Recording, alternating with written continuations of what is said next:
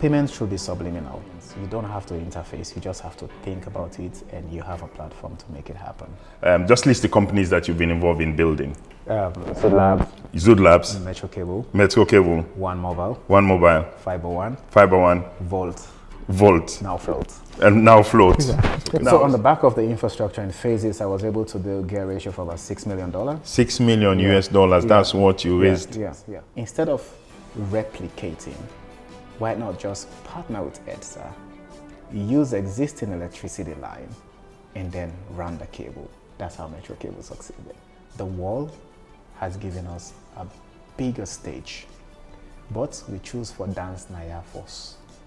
So we're going to dance here, build here, and then we scale across. We're not only building again, what we're building has the propensity to be the first unicorn out of this market. This is the JB Show, and it's your life by design.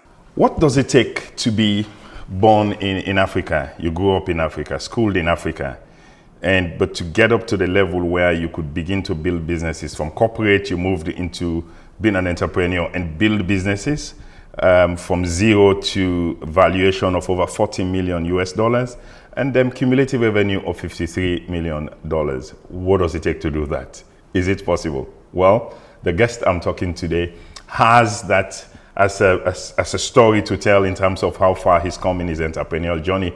And our desire on the JB podcast is to make sure we could tell the stories all over Africa so that we could break the limits, whatever limits we have in our head in terms of what is possible. My guest today on the show is David Kpakima. David, welcome to the show. Thank you very much. Now, where do I begin to introduce David? How far can I go? David's been involved in building infrastructure in this country at a national scale as a private entrepreneur in Africa. And you've been involved in a couple of companies, maybe 5 or 6 companies. Correct. And from corporate, and you said it was deliberate, you could get to the level where, just list the companies that you've been involved in building. Zoodlabs, Metro Cable, One Mobile, Fiber One, Vult, now Flot. And now Flot. Now, so, it's 5, 6 companies? 6 companies. It's now. 6 companies. Yeah. And all within a period of, how long does it take? 5 years. This is my 6th year now as an entrepreneur. 6 years as an entrepreneur in your own right. And so you've been able to build that. And so big question, obviously, where do you think the mindset, where do you think the story starts? If you look at now you're reflecting, where do you think this story started? When would you say, in fact, I could look back, this is what explains where I am and what I have done over the last 6 years. What would you say you could put this down to? I mean, interesting. Thank you very much for having me. Pleasure always. I will take my story back to early childhood, right? It was innate then, it was not intentional, but it was completely innate, right? When we will do a house cleaning, right? My mom will chunk some junk that she doesn't want in the house. So what I would do is I will clean them up, put them at the backyard and sell them to neighbors and keep the money for myself, right? Where did you used to stay then? Corner, right? I mean the diamond corner. The corner of the diamonds. Right, so but that's how I'm just retrospective on the innate side, right? And I'll fast forward in school. I was struggling to select the subjects that I want, right? I had a teacher called Soiree, he's now in Australia. So I walk up to him, he said, you just go do science. He said, but I don't want to do science. He said, okay, do commercial. I said, I don't want to do commercial. I want to do business, right? So I was one of the few students that... Did you have business in school? Did you have anything called business? It was then called commercial. Now I've seen the curriculum has been revised. They now have business and entrepreneurship, but then it was called commercial, right? So what I did was I did physics. I did commerce. I did math for the math, a combination of what could set me up to build my numeracy and a binary analytics thinking. And I combined that with not your usual business management and economics. And so I didn't do financial accounting, cost accounting, neither I did any of the science core. So I was hybrid. I was always known to be an hybrid student in school. So I defined my own path because I couldn't get the path that I wanted.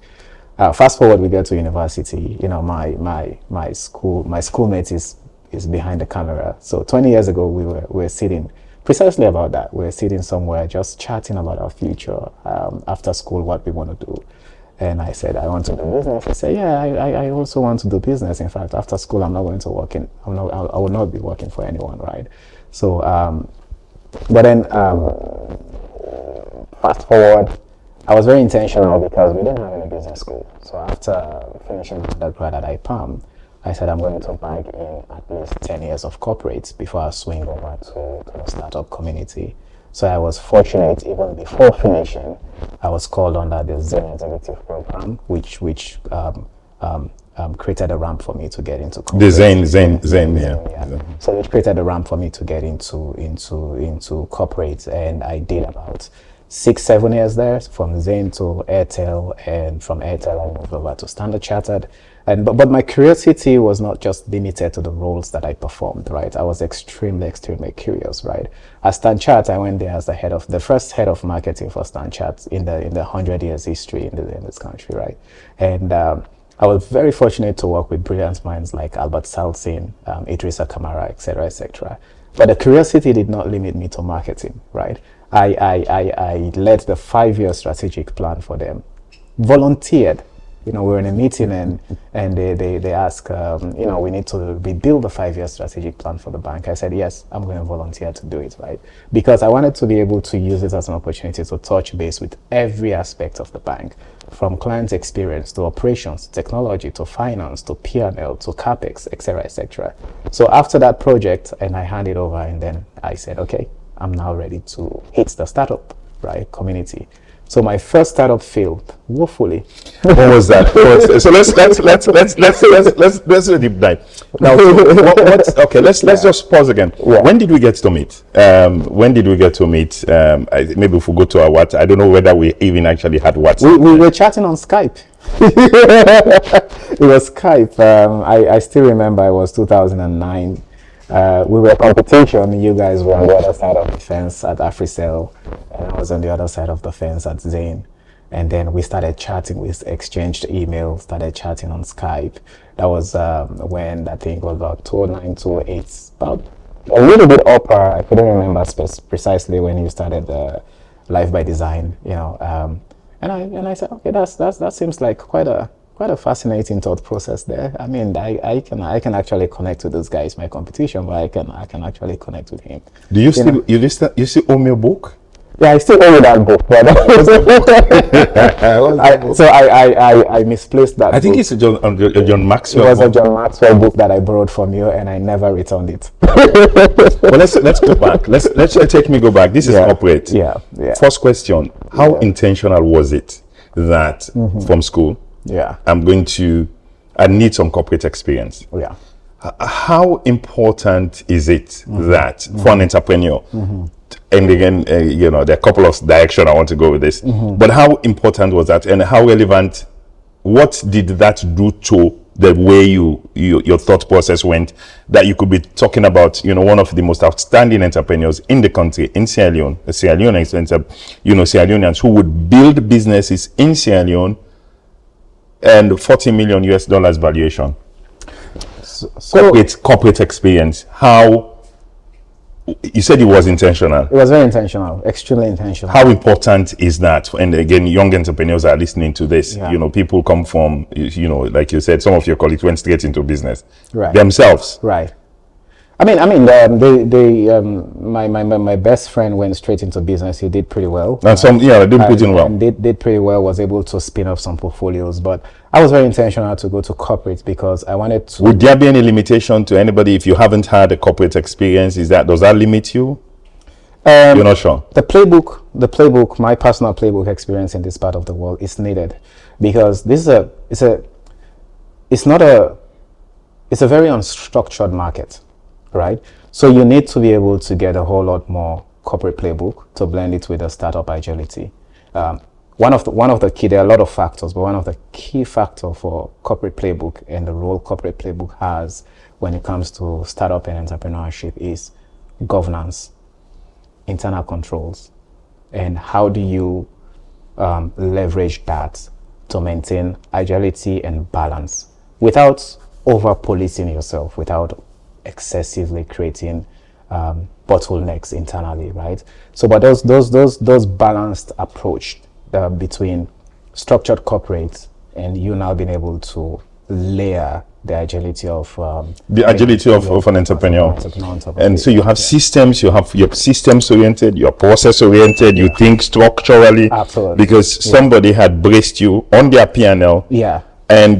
And laid out, like you're talking about a playbook, a set of things you have to do repeatedly the same way. Correct. Structured, organized, which is sometimes completely antithesis to the entrepreneurial mindset, which is, agility. You wake up every day and something on the fly. But then having this where you now say the two can go together. So I'll give you an example, right? Entrepreneurship is very fluid. You're constantly on the go, right? There are times we will stand right in the middle of the office, run a business case, make a decision and go, right? So, but then the ability to run the business case and make a go or no go decision, that's a flavor or DNA from main corporate. Because the innate entrepreneur will just want to say, okay, this idea is great. It looks very good on paper. The tech looks really fascinating. Let's run, right? My personal playbook has always been, where is the go or no go decision? What's the business case behind? There are certain business case you can do. It makes sense, but can it scale? If it cannot scale, we park it, right? So it's a combination of fine balance between structured corporates and then the agility within the startup community. You have to have a good combination. Now, I know Vusi made a strong argument some time ago, and it's a reason and I'm actually not saying if you do not have strong corporate background, it limits the extent to which you can scale as an entrepreneur, even the horizons to which you think. But Vusi, I know, made a very strong case about if you have two people to employ, to work, or two entrepreneurs to fund, one who has been there, and that's not to say that even if I've not been there, I can recruit the people to do this. There's a lot of growing that is needed for you to be structured and have a corporate structure in your mindset. Obviously, a lot of the time they recruit people who have the skills and capabilities to do that because it's an important. You cannot discount the need for structure and systems and processes which you could only mold in a corporate environment. So Vusi was saying if he has those two to pick, he would actually be going for somebody who's burnt their fingers, who has actually learned on somebody else's P&L. They've seen it all. So that's the argument he would make, that any day, if he has two entrepreneurs, one who just flair, agility, ambitious, and I want to do this, and he has one who's actually had this experience building corporate stuff, he would actually put his money on the one who's been through systems and processes and structure. What do you think about that? 100%, because your P&L is your personal cockpit, right? How many P&L have you burned? How many P&Ls have you built, right? It's equivalent to your flying mileage. If you want to do a pilot and break it down for the everyday small entrepreneurs, what does it mean to burn a P&L? So there's certain business models, there's certain models that you run, they will never fly. Within main corporates, you probably get a C rating for that and you don't get a bonus. But for me, it was not about not getting a bonus, right? Whenever I build a business case that didn't fly and I burnt that P&L, I retrospect. Because I looked at my journey, which was a whole set of intentionality that I'm going to build this business case as if it is my company. I want this product to succeed because this is how I want to be able to scale when I leave, right? So it was more of a personal journey for me. So every single opportunity that I have to interact with a P&L, I use this as a cockpit. It was a simulation for me, right? So when I stepped out of main corporate, it's the same philosophy. The first thing we do behind every single idea is to build the model with all the assumptions, all the parameters, every single gear ratio, right? Every single potential outcome. If this doesn't happen, what next? If this doesn't happen, what next, right? We spent for Flot, we spent the whole of January. And Flot, this is the company. This is your latest company. This is my latest company, right? I would say we spent about 2 months just on the model. And in a simple layman term, what's the model? What's really a business model? So it's a canvas, right? If you want for it would be the same thing. It wouldn't be the same as a business model canvas that people would normally go to. That says who's your customer, who's your ideal client, what's the product you're selling, and who do you selling? How are you going to reach them in terms of and so is that what would be the component of the canvas you're talking about? So the business model canvas is the interface, the back end, which is now to build that revenue story behind, right? How's your revenue story going to look like? What's your top line revenue? What are your key revenue drivers? And how quickly can you gear up your revenue drivers? So first thing first that hurts in entrepreneurship is your burn rate, right? And what's the burn rate? The burn rate is the amount of money that comes out of your pocket whilst you're waiting to start generating revenue, right? How soon can you reduce your burn rate window? If your burn rate window extends beyond certain period, that's when a lot of people give up and say, you know what? They run out of cash. You run out of cash. This is not for me, right? But when you're at the planning stage of the model, you put a window and say, okay, I am going to plan my burn rate, let's say a year, right? So I should be able to have enough money to spend for a year without making money. However, we have 3 set of models. These are internal culture. It's an inside culture, right? We have the reality, we have the sanity, and we have the vanity. Right? And that not talking about the best case, the worst case, and the most realistic. Yeah. So when we build around the sanity, the reality, and the vanity. So what's the sanity? So that's the same part of the business model which has all the practicalities in it, right? And the reality is the reality, which is a conservative approach, right? Which will say, okay, we're not going to make money for 12 months. Let's build a model that we will be willing to burn cash for 12 months. And then we have the vanity, which will say, you know what? Okay, we have the reality scenario. We have the same scenario, which means we can shorten that 12 months to 9 months. Now let's do it. Then we hit the vanity, which is we want to be able to stop bleeding cash in 90 days, right?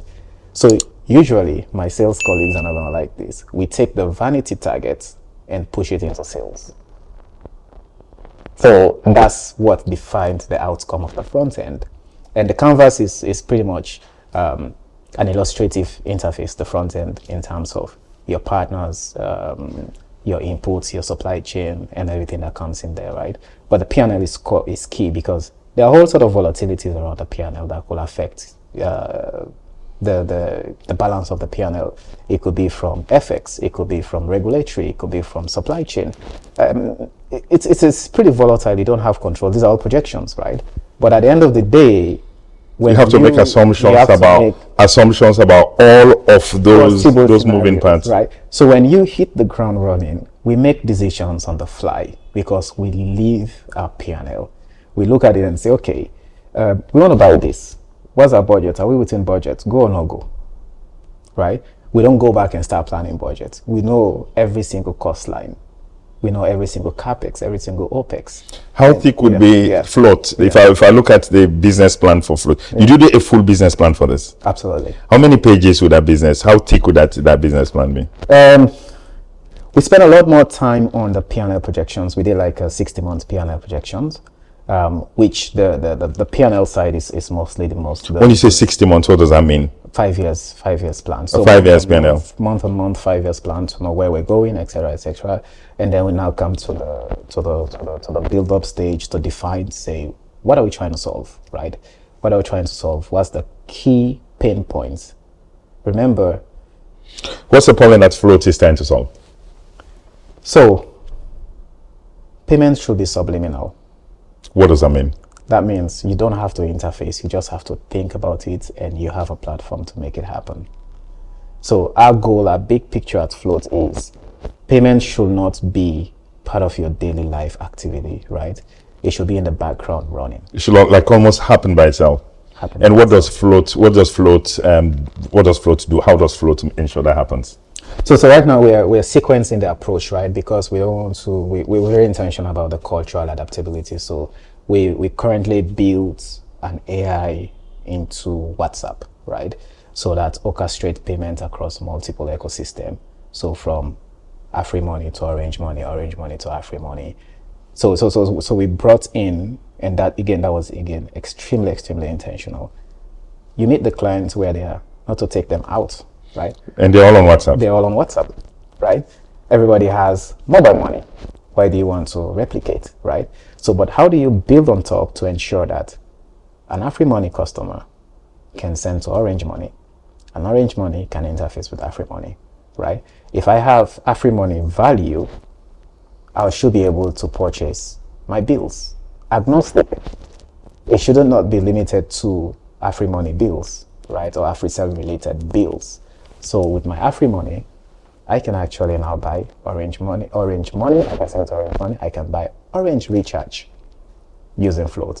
I can pay for electricity.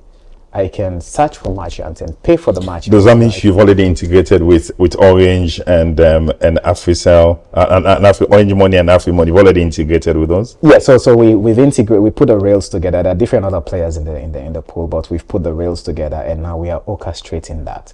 So that's the generative side of the big picture. After we've rolled out the generative side of the big picture, we've derived the adaptability curve to get a community to really see the value proposition behind the generative side. And when you say generative, what does that mean? You using big English on what's the generative side? What's the generative side? So generative AI is okay. Yeah. You were talking about the AI end. Yeah, the AI end. So generative AI is where you interact and you use natural language to generate an activity for the AI to do, right? And then the agentic side is when you now use those prompts for the AI to execute the task on your behalf. And when you're talking about that adaptability, and what are you talking about in that case? So there are different layers of the adaptability. First is consumer interface. How do they feel very comfortable to chat with a bot like a human, right? It's a whole cultural adaptability. And from that point, they now start building the trust. Because you're sitting there chatting with the bot, hey, Float, help me send 200 leons to Mama Esther, right? Mm-hmm. And then Float will say, okay, enter the amount you want to send, you send. This is like you're chatting with your friend, you're chatting with a colleague, right? Which number would you want to send the money to, blah, blah, blah. So it's extremely interactive. So all those are the adaptive side of it, building the trust, building the confidence, getting the community to build a lot of utility trust on top of. So let's go back. You said transitioning from Standard Chartered Bank. Yeah. Transitioning from Standard Chartered Bank. Yeah. When did you know this was time to go? So and how did you know? So moving from telco to banking was at the back of the buzz of mobile money. Was it intentional? Extremely intentional, right? From university to telco was happenstance. They recruited you from university and into telco. Yes, but even before that, we were talking about owning a telco, my friend and I. Right. That's what you're talking about. Yeah. This same friend. Yes, the 20 year ago friend. Absolutely, we were talking about owning a telco. Building. If that time Comcast and all of those guys were buzzing, so we're talking about we're gonna build one of those kind of infrastructure some days, right? But not from university, or from university. We were just sitting. Sitting under the tree. And then you got this in now to Zain and then Airtel and then Standard Chartered. Tell me about the move to banking. So the move to banking was driven. Banking was not part of my roadmap. Right? How did it happen? So why? Fintech became a buzz. Mobile money precisely became a buzz. Okay. Around 2010-11, when Zain launched Zap, and the African continent was really a big bubble that was about to burst. Right? There was an emerging trend. You have bankers that don't understand the technology, and then you have tech community don't understand banking. So I got really intrigued about the the entire value chain and the value proposition. And I said, like, you know what, I'm actually going to switch over into banking because I want to be able to create a fine line between the tech and the fiduciary side of the tech, right? So I went to Standard Chartered. I took a cut, by the way. Yeah, that would explain that. You took a cut on your pay. You took a cut. You went there on a lower salary. Yeah, I went there on a lower salary, to learn banking. So, and I had fantastic working experience, fantastic working relationship with my then boss, Albert Salsin, which also happens to be a mentor at that time. And then you talked about how, is it the physics background? What got you into now being involved? You went there as a marketer. So I went there as the first country head of marketing. Head of marketing.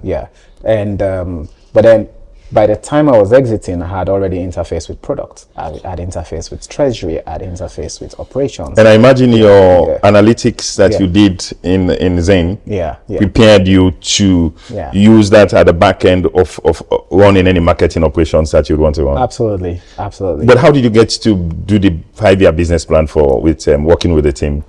Because where did you draw from? Ex business planner from Zen, so it was quite an easy fit. So it was a skill that I already had, and I saw that skill not fully leveraged. So I opted in and say, hey, I can orchestrate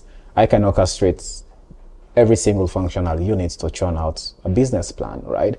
And I remember I was assigned to go on a secondment in Ghana, and I saw how they were doing marketing. It was branding. Right. So the first question I ask is, what is the return on investment for this campaign? What are we going to make as a result of this campaign that you can directly attribute to the fact that because we ran this campaign, this is the absolutely. So where did you ask that question? Is it here or in Ghana? In Ghana, right. And then what was the feedback you got? It was quite an interesting conversation. We can have another day. All right, okay. We could have that another day. But then, so go on. Yeah. So I was very fortunate. For me, it was a combination of luck, curiosity, and a willingness, right? So when I opted in, then I had the sponsorship of Albert Salsin. I had the sponsorship of Idrissa, which was then our CFO. By then, he was about leaving the bank to head to SLCB as the MD, right? So had the opportunity to work with really fantastic minds, right? And I took up the challenge. I said, I'm going to take this lead, right? And I churned out a 5-year plan. After that, I felt, okay, I've interacted enough with the cockpit. I've run a lot of simulations. I've been given tremendous amount of opportunity, backed with my curiosity to interface with almost every single layer of the bank, down to Vult. And it's funny, we're going to have 2-3 episodes of this going on, but let's move to, you said your first business failed. Yeah. Tell me about it. So it failed because what was the business? I was way ahead of my time then in terms of the model. Connectivity was not ready. What was the name? What was the name of the I partnered with the then owner. I think is still the owner, but about selling of online. You're talking about online? Yes, still at Bentham. So we launched the first voice over IP app called Limey, right? So we launched that. It was going to be a voice app without SIM cards, right? And just a virtual number on 066. A fantastic launch. In 3 days, we got about close to 3,000 uptake, right? I mean, within the telecom space, then it's pretty much quite a gear operation, right? But the back-end infrastructure, we didn't take that into consideration, right? Because you need stable internet, you need reliable internet. We were putting a lot of pressure on the infrastructure of the telco. So the regulator then called us and said, hey guys, you have to shut this thing down. You really need to shut this thing down, right? This wouldn't work. This wouldn't work because you're putting excessive pressure, right? And also, you're just virtual. You're cannibalizing the capex of the physicality of those who've already invested in the ground, right? and then do a lot of stuff. Put up a very strong argument, put up a case and justification. Long story short, infrastructure, we were not ready. The regulatory appetite wasn't there. We shut it down. Now, I'm sure that is when we met again in our second life. That's when we met again in our second life. You're doing the transition from online. You worked with Life by Design, for how long? 6 months? 6 months with the golden bag. And it's funny, and you did actually, you see, even for that short period that you worked with us, I still have the the rebrand, the switch, switch on, and even the market research that you had triggered that we were going to do the new model with Papa Mo, you could see, even for that short period, you could see that there's always been something crazy in your head and the way you thought. And then Salcab came up. So Salcab was quite an interesting opportunity by itself, and I really enjoyed my time the sort of 6 months. It was around 6 months. About 6 months, because it was also quite a fascinating environment, right? Fast paced, couple of startups. Chicken Town was at the at the beginning stage. Was at the business model stage. It was at the business model stage. What do you think about this model? What do you think about this? Can we spin it this way? And David was also doing pretty well with the bank, and you were doing amazing with building all of this portfolio. And then I got the opportunity to go to Salcab, and I was very intentional again and say, I'm only going to run this portfolio for 9 months because I'm planning to start rolling out another startup that I want to spin off, right? So restructure that for 9 months, actually did 6 months, and then I tendered my resignation and I made some recommendations and say, if you really want to scale this infrastructure and harness the potential, you have to put it in the hands of private partners, right? So did all my recommendation, and I look for a replacement. I resigned into my 9th month, between 6 to 9 months. It took me about another 6 months to look for a replacement. So that was now getting into the very, very early on stage of COVID. So finally found my replacement, and then I left in month 14 and start my back into the startup space. Partnered with Adel Suleiman of Afcom, and we brought life into my pay because I didn't find my pay. It was already founded by a couple of early stage investors, but it was stalled, right? So Adel said, you know what, you, instead of starting all over, come, let's partner and see what we can make out of my pay. I built the first fiber model because I wanted to put fiber all over the city. So we raised capital, both of us. And we did a couple of smaller communities as a proof of concept. My pay never took off the ground, because also at that time it was a little bit ahead of its time, because the market was heavily USSD based. The market was not ready for GUI, which is user interface, right? So it failed, right? So we pivoted the partnership, and that was when I moved over and started working on Metro Cable during the height of COVID. So I was down in my basement, really now building the Metro Cable model. And what was the difference between Metro Cable and Salcab? So Salcab was the subsea. The subsea, Sierra Leone cable company. Yeah. Where you say, I always like to illustrate, you have the Guma that brings in the water, and then Metro Cable is a pipe that distributes the water, right? So that distribution infrastructure was not there. So if I go 2 steps backwards, one of the reasons why Limey failed, because the distribution was not there, the backbone was not there. The telco providers were heavily reliant on microwave. So that opportunity from that failure, I said, okay, if we are constantly complaining that the backbone is not there, why don't we build one? That's how Metro Cable started, right?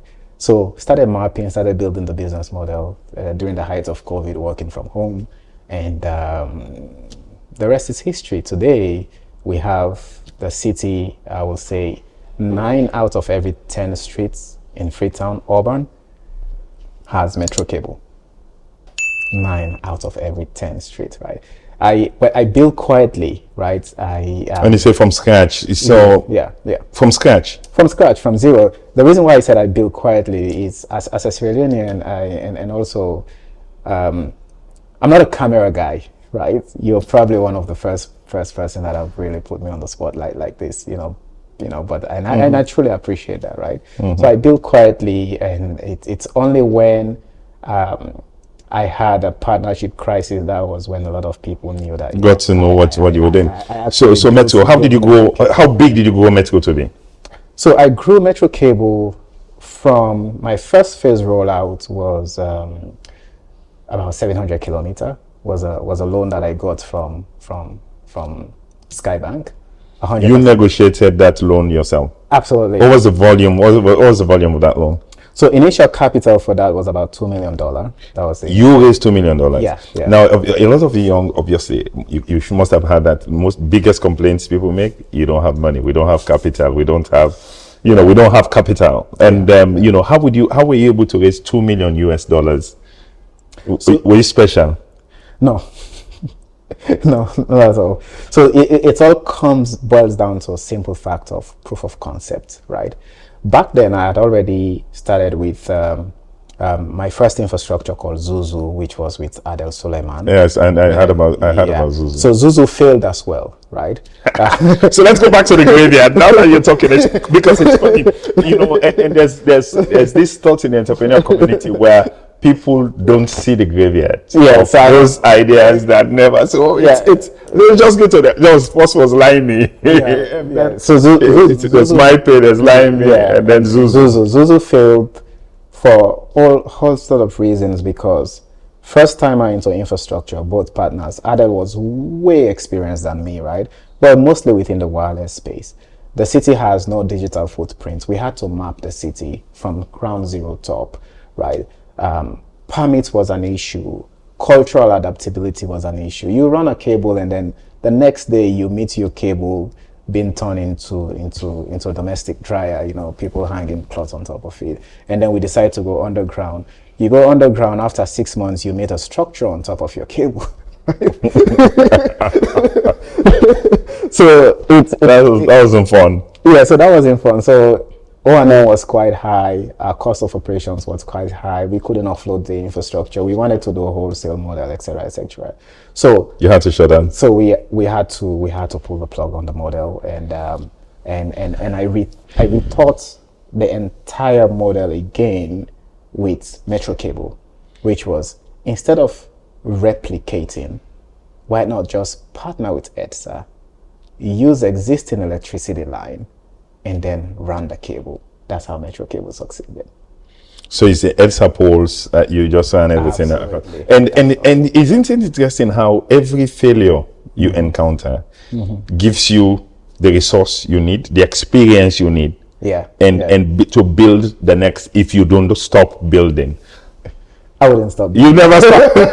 If you don't stop building, I wouldn't stop building. But it's learning from each and every single failure, right? Because I would put money on an entrepreneur that has failed multiple times than a newbie. That wouldn't say I wouldn't put money on a newbie, right? If you failed, show me your scar. Because if you failed, it means the lesson, even the experience of what you've gone through, prepares you again for the next stuff. So failing shouldn't be as bad as we take it as an entrepreneur. And we should normalize failure, right? Because a lot of entrepreneurs are afraid to fail because culturally we don't normalize failure. And I'm being very much intentional about how I talk about the graveyard ideas, because so people would know. It wasn't just this. I did a couple of stuff that failed. A couple of stuff that failed. I've burnt a couple of capital. I've had a lot of failed ideas. I've had extreme intense period where you feel like you're giving up.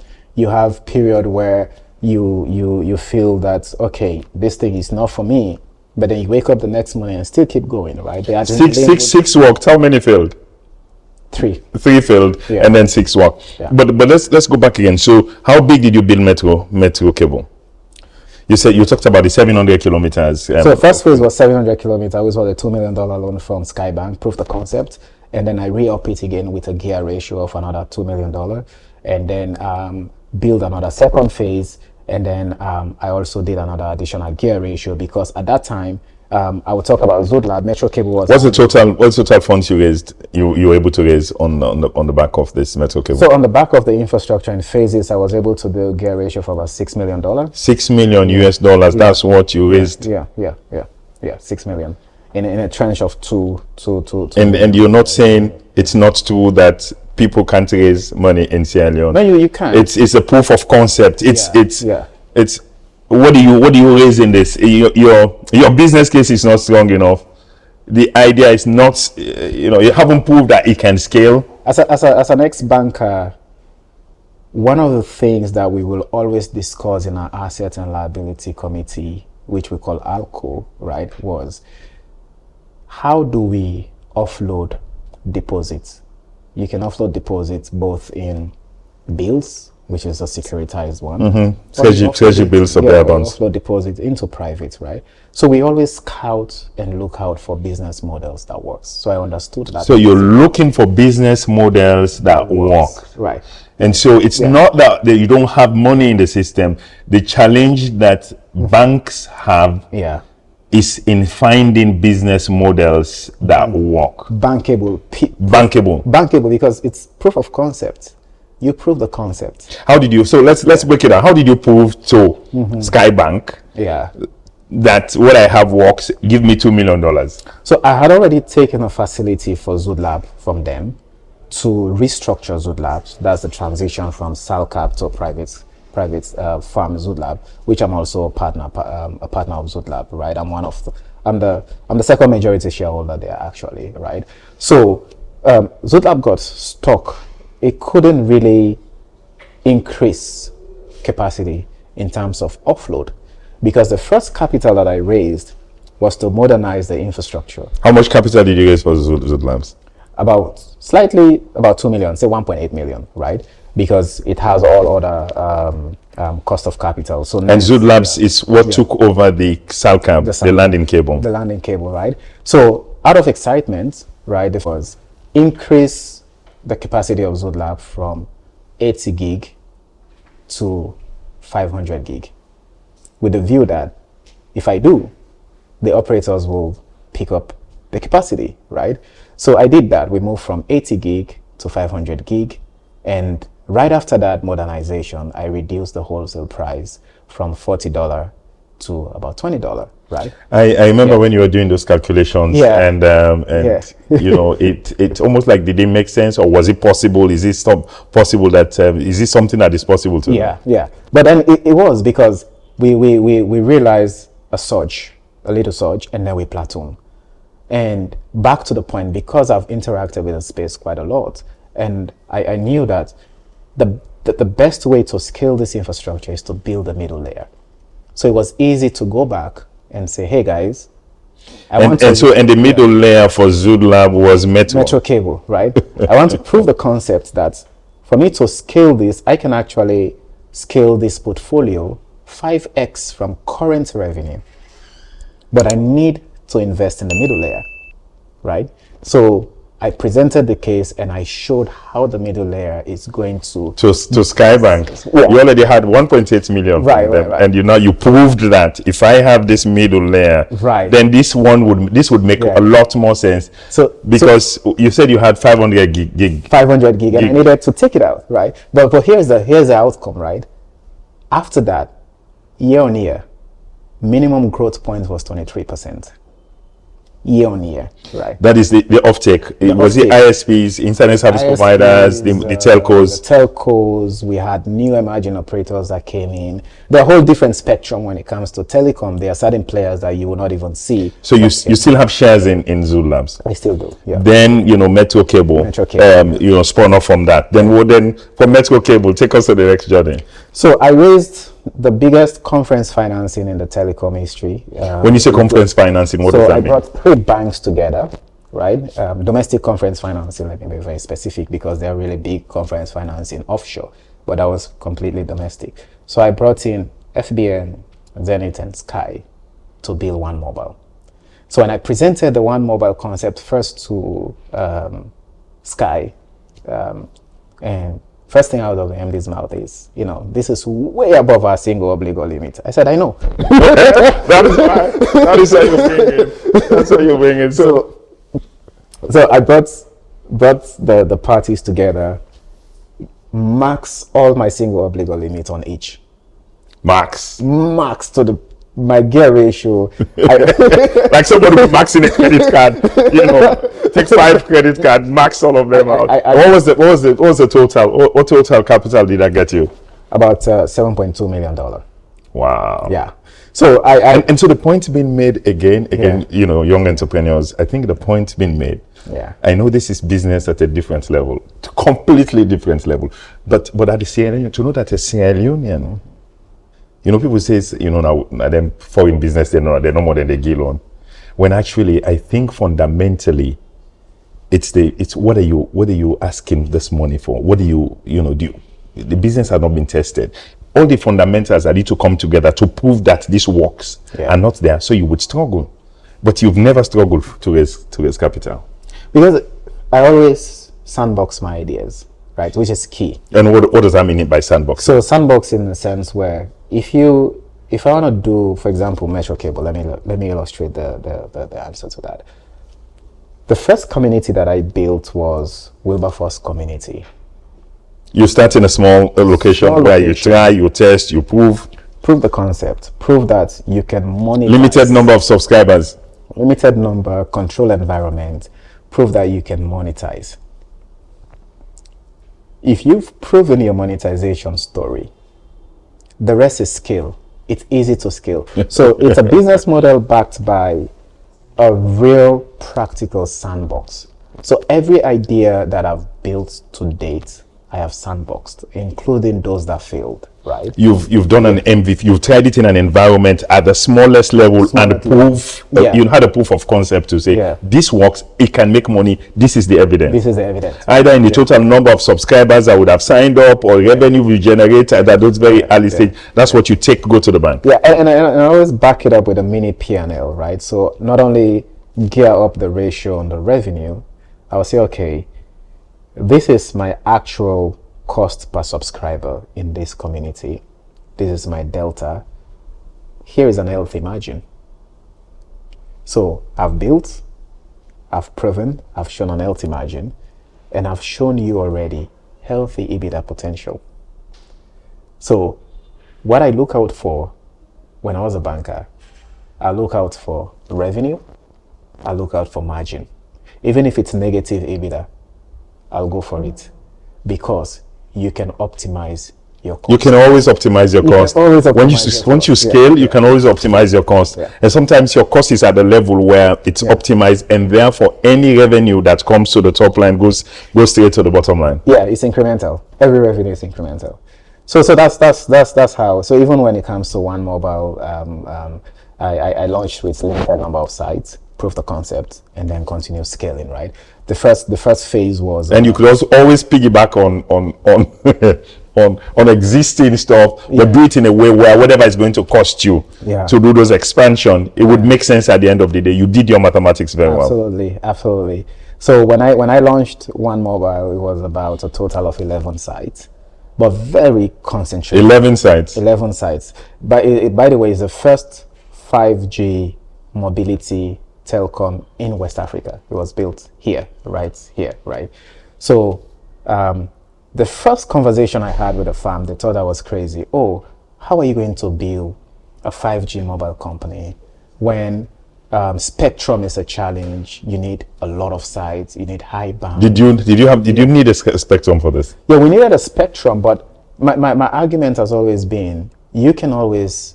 I don't want to get too deep into the physics of spectrum, but you can always channelize. So what I did was I combined TDD high band, FDD low band, and I was able to penetrate through walls and deliver 5G right inside of the bedroom without having to go through EMB. How did you learn all of these things, David? Curiosity. Is it the physics? Partly, but also curiosity. Yeah.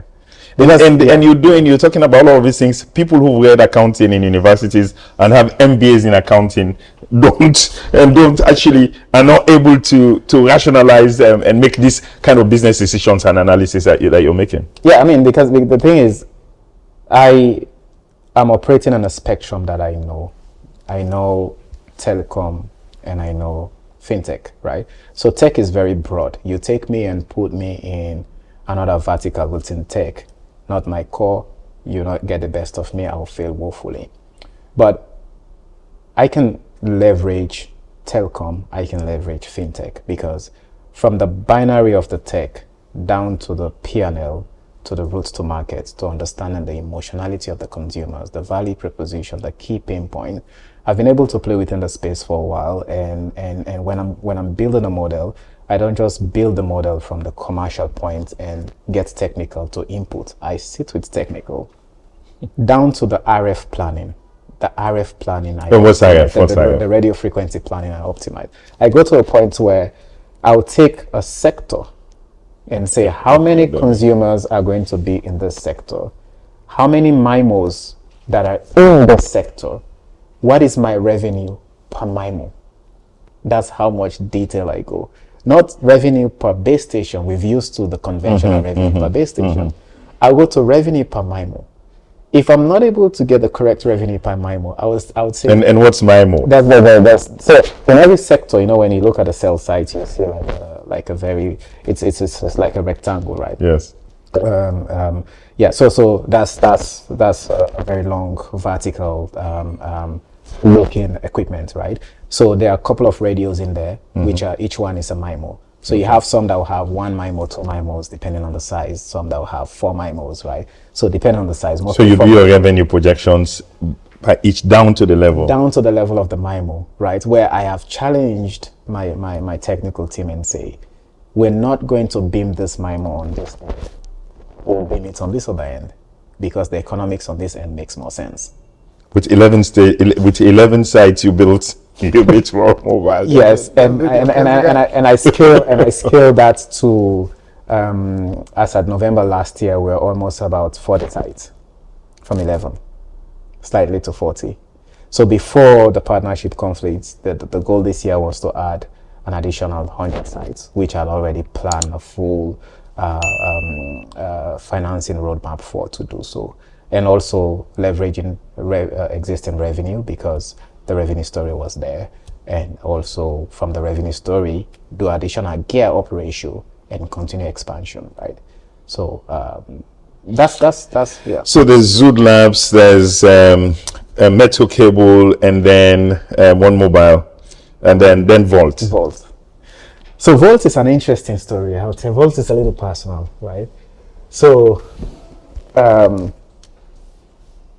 we were always having this conversation, right? My exiting partner say, how do I get the lady that sells pepper to sell cashless, right? He will always give that example, and we'll say, okay, I mean, that's possible, but how do I get the top of the pyramid to go cashless? So the top of the pyramid can pay for the lady that sells pepper. So that's my thought process. Always back and forth having this philosophical conversation around it. Until one day we got stuck with our debit card that was issued by one of the banks here. And I know the MD, right? So the card was not working. My wife and I were stuck. We couldn't call our Uber. So I had to call. You were out of the country. We were out of the country, and zero cash, right? Zero cash on us. We couldn't call our Uber. Card is not working. It was not authenticating. It was just not sending the code for us to charge the Uber account, right? I called the MD. The kids were getting. It was a local bank. It was from a local bank. From a local bank. The kids were getting extremely agitated. Long story short, we spent almost close to about an hour to get it fixed. That was when I went home and started working on Vult. I said, this has to be fixed. So it was more of a personal project. right? So I said, how do I get a card that I don't have to call the bank? I can operate this card from an app. That's the story of Vult. That's how it. You don't have to call the bank at all because it's everything is there. Started doing some research. Started building the business case. After the summer, we were back. Discuss with my partner and say, hey, is this something you're interested in to join me on, etc., right? This is a business case. I am actually going to do it anyways, right? So he said, yeah, I can join you on it, right? So he was on board and I started rolling it out. It took me about 2 years. The first release was very ugly. The first release was really I'm also a sucker for UI. I love fancy I could UI, see that, right? If the UI is not working, I will not release it to the market. So we recall it, and we did the entire UI and simplified it, kept it extremely simple, right? And also the speed, I couldn't get the speed that I want. It was a little slow. You could count the seconds to bring up. So I said, no, we're not going to launch. We took it back, right? Optimize the speed. I hate when, I don't want to use the word hate, but it is pretty much, it's infuriating when app is constantly moving, right? Click, done, go, and move on to the point. So we launched Vult in June of 2024. It was the first app actually to scale from 0 to 500,000 users in Sierra Leone. We got 500,000 download. Was the first app to actually scale from 0 to 500,000. And it solved the problem, right? For years, when I launched Vult, I didn't remember when last I touched physical cash, because I could move money from my bank account to my Vult, send to mobile money, load my card, and then just use, right? So it was a personal pain point that I converted, and it scaled. And you made it work? It worked, and for fintech, we were able to scale. The first 3 months was a bottleneck, was a bit of a pain point with the KYC, so we re-engineered the entire KYC, and that falls within the Amber month, and then that was in June of 2024. November of 2024, I released a version that the app was really going viral, and I authorized a release that couldn't let people log in. So it was a whole week of nightmare, and we had sponsored one of the biggest events that they were relying on the app to do their ticketing. So a whole week we couldn't sleep, and I said, I'm never going to approve a forced release, right? My colleagues in product are back behind the camera, they're listening, right? So this goes for them. So I will never approve a forced upgrade, right? So what happened there was we released and forced upgrade, and there was a bug with the forced upgrade, so they couldn't use it, right? But after that, we were then about 16,000. After that, we were growing about 40,000 month to month. Right after that, right? So again, proof of concept, scale. The first month we did about $300. Into month 12, we were churning about almost $180,000 a month, right? Proof of concept. $180,000 a month. A month, yeah. And so then crisis, and it's funny because how close or how common is an entrepreneurship process with conflict in owners and stuff? How is it something that entrepreneurs should expect? A, B, how prepared should we? What should we do to prepare for this? Because it's inevitable that conflict would show up in entrepreneurial relationships, and that you've had to face. It's quite a complex conversation because I wouldn't wish it on any entrepreneur, right? Especially understanding the complexity it takes to build, right? The sleepless nights, the anxiety, the constant pressure, the bills, the anxiety behind making sure that your hypothesis work, for you to scale, and then you hit a partnership crisis, right? I wouldn't wish it for anyone. But in as much I wouldn't wish it for any entrepreneur, is put a strong governance framework behind. Because it's a reality. It would happen. You can only test the true character of a man when they have everything it takes to sponsor their vice and still remain humble. That's when you test the true character. You're not humble until you can actually sponsor your bad habits, Matokana Creole. When you can sponsor your bad habits and you choose not to, then you know you are. Absolutely. So the success comes with its own challenges. You know, people change, character change, personality change, priorities change, right? And my priority in life, my philosophy, I'm a builder, I'm a long-term builder, right? If I buy a bike, I can afford a car. If I buy a car, I can afford a boat. So I always keep a very strong discipline on cost. So when there is a variation in personality about cost orientation, then those are apparently inevitable in partnership, because revenue is not your net worth. Yeah, it's not. Absolutely It's not revenue. It's not top line. It's the bottom line. It's the bottom line, right? You can scale, you can grow, you can have tremendous amount of revenue, but then you're still paying back those debts. So you need to stay consistent. You're still amortizing your capex. You're still expanding. You're still investing, right?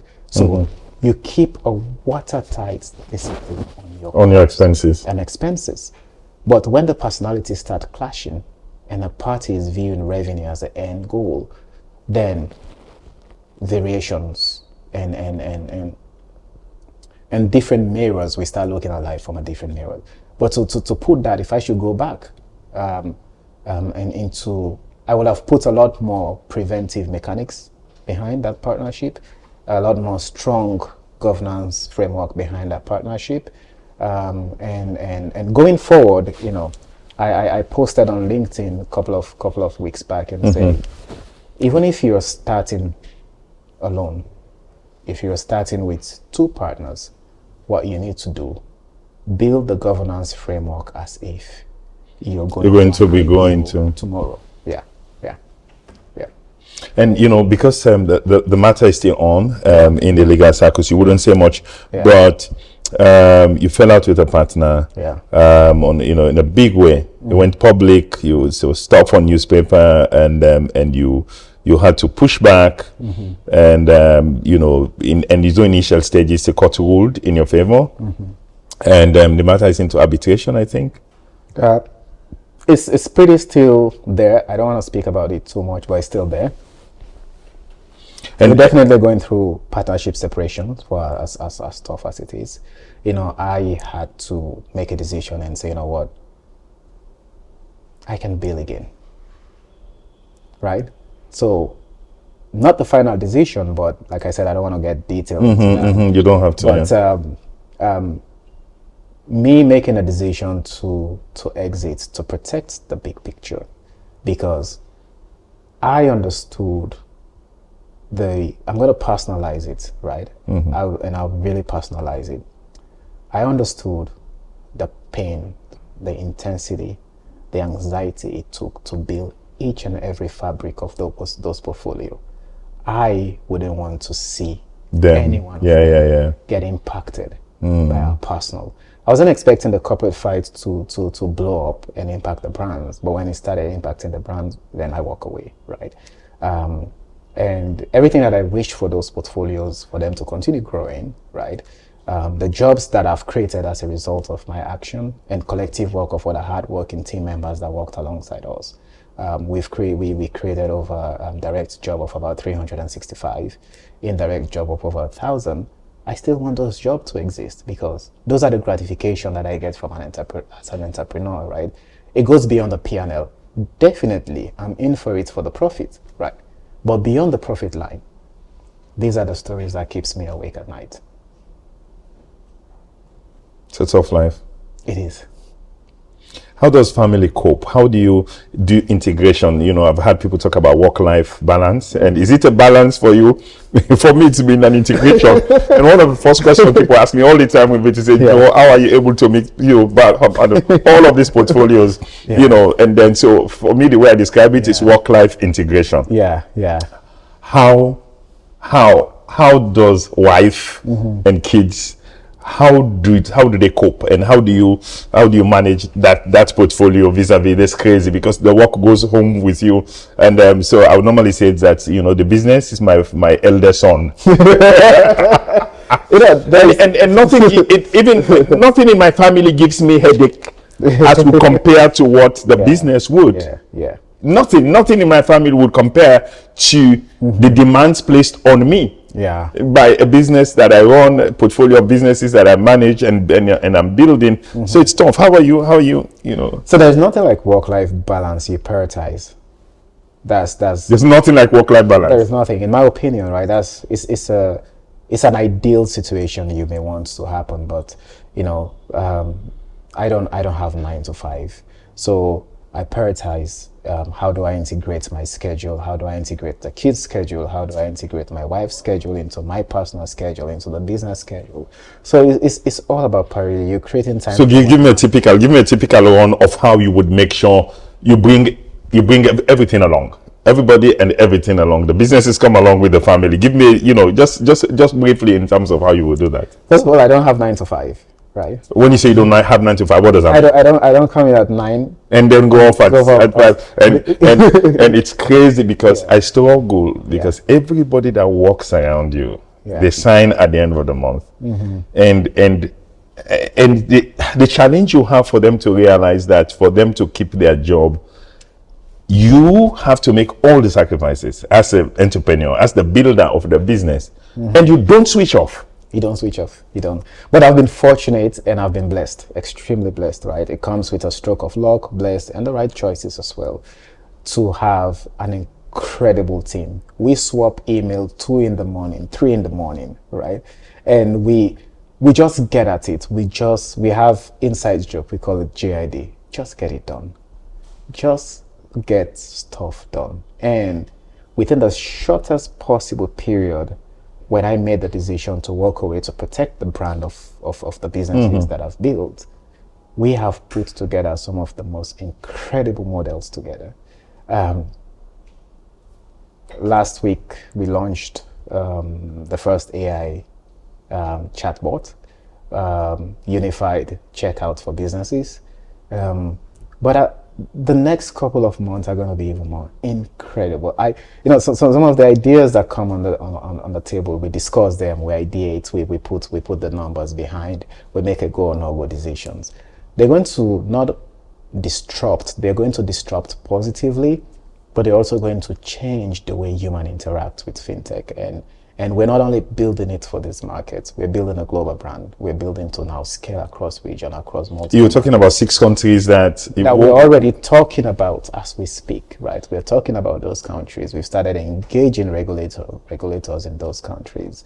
We're not building a brand to cater to salon market, right? The world has given us a bigger stage, but we choose for dance Naya first. So we're going to dance here, build here, and then we scale across. And you said you build again. We're not only building again, what we're building has the propensity to be the first unicorn out of this market. Out of Sierra Leone? Yeah. That's the dream. And when you say a unicorn to the uninitiated, what are we talking about, a unicorn? The first fintech to hit $1 billion valuation out of this market. How long do you see that happening? And it's funny, and maybe this is the first time you're saying this in public, and people will think you're crazy. But we'll keep this tape. We'll keep this. How long do you foresee that happening? Less than 5 years. Less than 5 years you could build. And then let's go back to this, because this is a very tough moment. I know what it takes to build business. I've been at this crazy job maybe for 15 years, and you've taken it to a whole new level. But you said, I can build again. Yeah. You know, give me a bit of that. the thought process that the entrepreneur works with that gets to that level where, you know, I've done it before and I can do it again.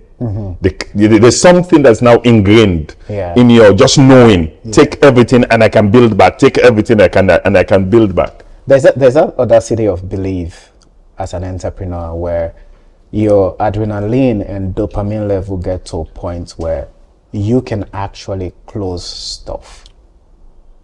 That level of intensity to get things done. Wake up, put a plan, ideate, and start drawing down on those plans. And they are not just any kind of plans. These are compound effects of deliverables that are impacting, and they're going to change the way our community interacts with financial services.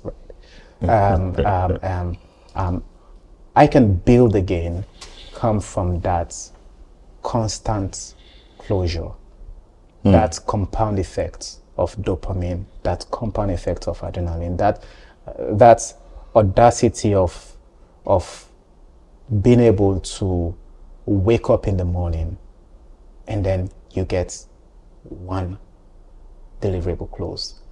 You don't need to close 1,000, right? Just get one. Go to bed, wake up the next day, Get another. right? If you get 5 deliverables closed in a week, you would have closed 20 deliverables in a month. And if you close 20 deliverables in a month, you will have closed 200 deliverables in 10 months. That is high productivity. How much focus and intensity does it take? Do you have friends? What's your social life like? What is it? How much intensity? I know before we started, we were talking about intensity. Yeah. And I was thinking, David is gifted. You know, you wouldn't have, like, you have only one Elon Musk, you'd only have one Bill Gates, you'd only have one Steve Jobs. Maybe you'd only have one David Kpakima. And I was asking how unique are you? And maybe you're unique in this environment.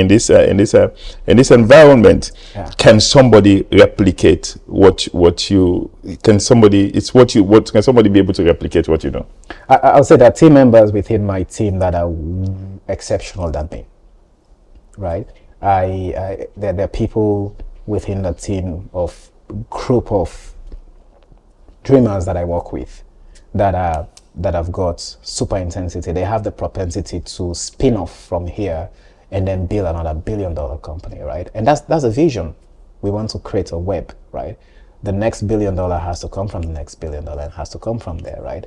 So it's a culture of closure. It's a culture of getting things done. Be at service. Understand the principle on the underlying philosophy of service to humanity. When you solve problem and you make humanity experience easy, just look at this. We look at humanity, right? You're born, you grow old, decline, and then phase away. The process of experiencing life, you want to harness the most out of it, right? Anything that is going to add value towards that process, you naturally becomes organic, right? Acquisition doesn't have to take a marketing intensity because you're adding value. Retention doesn't have to take a huge marketing budget because you're adding value. You're building a companion that stays with humans, right? And that's the philosophy here, right? That's how we build, and that's what is driving us, is that constant intensity and say, hey, we're going to solve this problem. But we're not only solving this problem, how do we solve it from a human point of view? So we're rounding up. We have rapid fire questions that I want to take big at you. What do you think is the biggest mistake African entrepreneurs make when raising money or taking on partners? I know these are two different things. Taking on partners, I would say, know your partner. You have to know your partner. What do you have to do to know your partner? Be social first with your partner, right? We inside the joke. I'm a rum for a small nasi down. Yeah, for a rum for slang in aid. Right, because all thing they wouldn't embellish, all thing come on. Yeah, I mean, it's a conceptual conversation because not everybody drinks, but it's create an environment for let the guards down. Because when you let the guard down, you know the true human, you know the true personality, and that environment to let the guard down. How long should it take? Because sometimes how long would the dating process, call it a dating process, how long do you think that dating process you take? Because sometimes, for you to know everything that you need to know as far as that business decision concerned. First of all, you never get it right 100%. You never get it right 100%. Never get it right 100%. And that's why you're talking about the governance system, controls, and make sure there are documentations and stuff. And your personal value as an individual, right? That personal value has to be seen in the partner. There has to be a common shared vision, a common shared roadmap that both of you are charging towards, right? If we had a charge towards profitability, it's short term, we buy, sell, shape, profit, go. If you guys are going to build to create lasting impact, it's long term. We're not ready for use that one motor car for 5 years. Because everybody you want to reinvest in the business. It's just the vision, short term, long term, medium term. Yeah. So it's a big mistake in partnership. That's what you've listed. And then now, what about in raising money? Big mistake we make in raising money. Start small. Prove the concept. Illustrate. Show practical use case. Solve real problem. Entrepreneurs cry in this country, there's no finance, there's no capital, banks cannot give us money. What do you say from your part, your experience? What's the real story? There are credible entrepreneurs that I've interfaced with. I had a meeting with a couple of them this afternoon before picking up this, right? And the same conversation we had is just start. You have to start. You have to show proof of concept, and you think it's possible, and then it's something we could go deep dive. Now, how do you feed yourself? How do you feed your mind? What's the best book you've read that actually you could say change how you think about building businesses? So I do a lot of weekend quick bites. I do a lot of daily quick bites. I am currently following a book called The Daily Stoic, which has been pretty much of. It's not Ryan Holiday? No, it's not Ryan Holiday, but it's one of those. It's one of those. I'll check the author. It was gifted to me. I just fell. I hope it's not Ryan Holiday. I will check. So for quite a long time, I carried something on my my WhatsApp profile, which was the obstacle. The obstacle is the way. Right. Yeah. The obstacle is the way. Yeah. It's a stoic. That's a stoic. Is a stoic. It's one of the stoic philosophies. It could be. It's a stoic philosophy. It could be. But I will check. I just dived in, and it's a daily stoic. So I read a bit a day. It's Ryan Holiday. I'll bet bottom dollar is Ryan Holiday. It says, imagine says like the obstacle is the way. Right. It says the impediment to action advances action. What stands in the way becomes the way. Right. And it's those things. So okay. So you're having big bites into those things. But from a business concept, any business book that you think is really impacted you the most? So a lot of the business books that I read are pretty practical. I read financials, right? Okay. I'll read. When you say financials, what does that mean? Published financials. Okay, right? published because financials. They're practical. They're practical in a sense. I read published financials to understand. Is it local or international? Mostly international, because local, we have few businesses that probably are financial. Okay, now, and so what do most people, Sierra Leone, what do we get wrong the most in doing business in Sierra Leone? Quick gratification. Which means? We want for show quick results. It's delayed, it's a lot of work, right? Takes a lot of work. It takes a lot of work, and you can't be signal focused at the same time gratified focused, right? Because when you really driving a business model, you're signal focused. You ask if I have friends, if I want I was pushing that and said, I'm natural introvert, right? Which may not sit well for a natural extrovert, right? I spend a lot of my time at home, kids, family, work, right? I still do social here and there. I have very close friend circle, and I can count my friends, right? But I'm very signal by nature. And what does that mean? So if I'm focused and I say that this I do, I'm monochromic. I follow like this. right?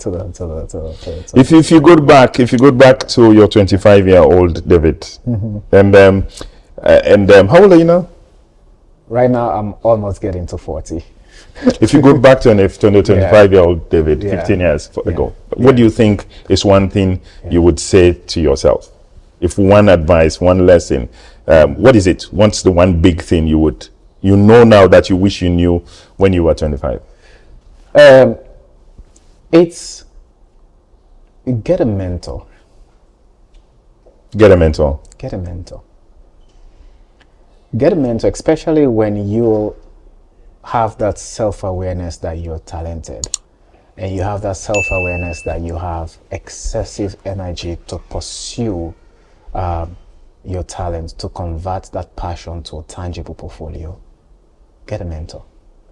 Why is a mentor important? It is important because it's a mirror.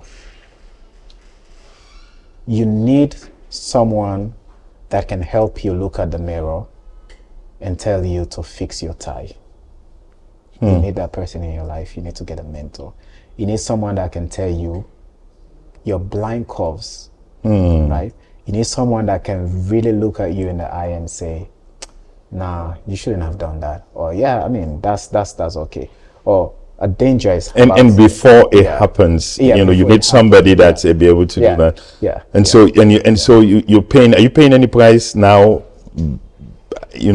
Having not known and doubled down on that. Absolutely. I've had the opportunity of having a couple of executive coaches, very expensive ones, paid for by earlier mentors that I had. Chris Gabriel was one of my mentors, CEO for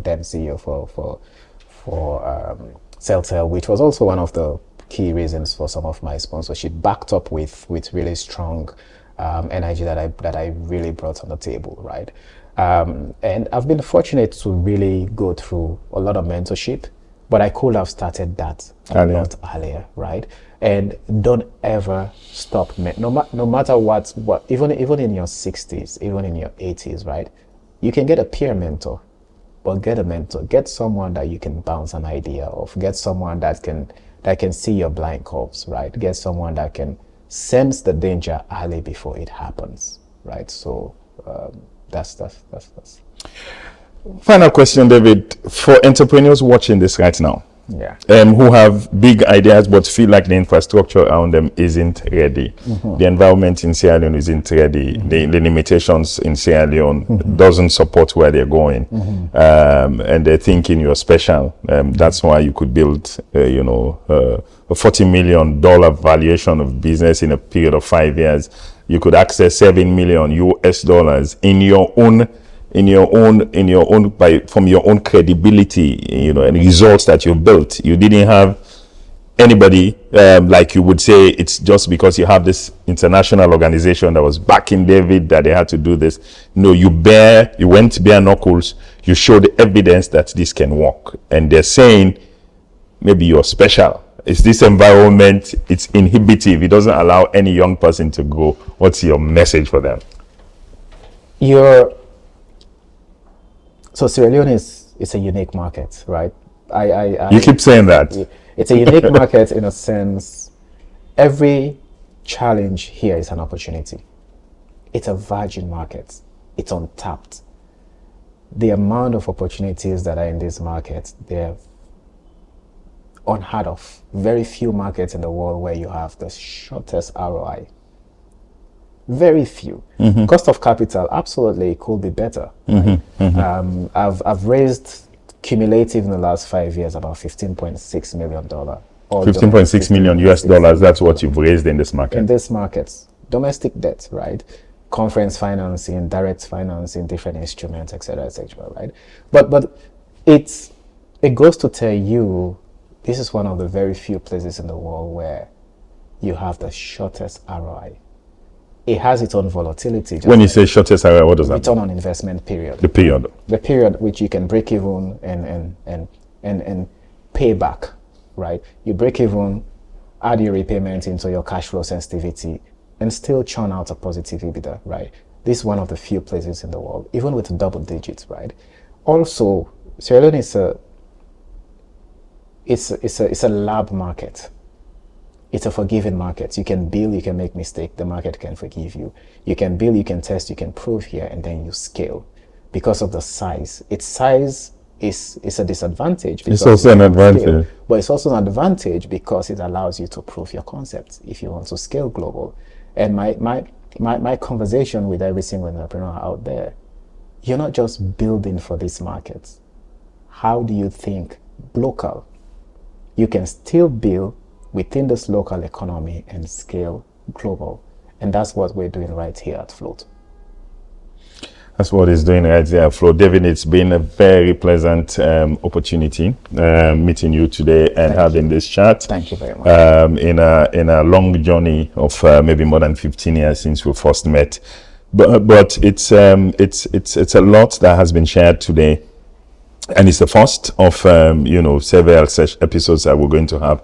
Because what I'd like for us to do in subsequent episodes, it's really take a whiteboard. Take a whiteboard. We, at the Startup Body Shop, we have a scaling blueprint, and the scaling blueprint says, talks about 5 levers that you'd have to, at a basic startup level, that you would take to grow a business. And that is, number 1 is the ICP. Who are you serving? Who are you serving? Sometimes we want to sell to everybody, but this is inhibitive there. And what are you offering? Irresistible, having an irresistible offer. Who are you selling to? What are you selling to them?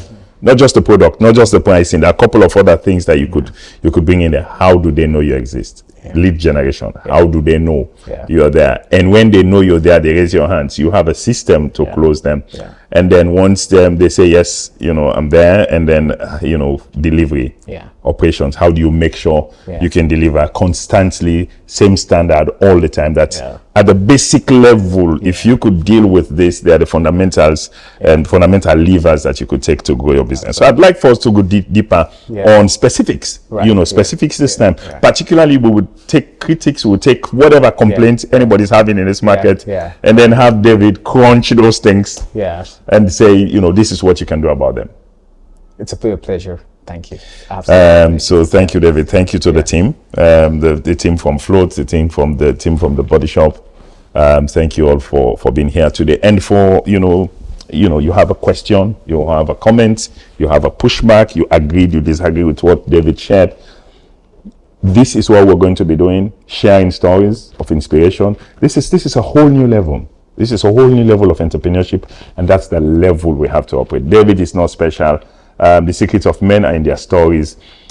Lives can be modeled. David talked about having a mentor, having a model. A mentor is a model. A mentor is a mirror. It's somebody who's been through, you don't want to actually make the mistakes he made already. So we all need mentors. People jumping off and automatically want to be CEOs for themselves overnight. David spent 10 years learning the ropes on somebody else's P&L. Learning the ropes. If entrepreneurs will just come together and say, let's collapse our businesses. Some of them, you just CEO in name. You have nothing. You haven't generated revenue for the last, 3, 4, 5, 6 years. There's nothing to show in terms of bottom line, And so we're pushing you to the wall. We're getting you to think differently about entrepreneurship so that we could build businesses that scale and not put you in prison. To make sure there's a lot we could share in Sierra Leone. So opportunities are here. David has proven that $15 million that was raised, and not because Waitmande Biena. No, he had the proof. He had the value to show. He has the evidence to show that he can be able to raise this money. He's not special. He's not lucky. There are things he's doing, and in subsequent episodes, what we would like to be able to do, sit down to David, is to break them down, take specifics. And so if you have specific questions for David, drop them down below, and we will bring the answers to you. So on behalf of our sponsors, Africell, Afrimoney, RC Bank, it's on behalf of the team saying, keep building, keep dreaming, because this is a life you can shape, and this is a life you can design. It's your life by design. Stay blessed. This is the JB Show, and it's your life by design.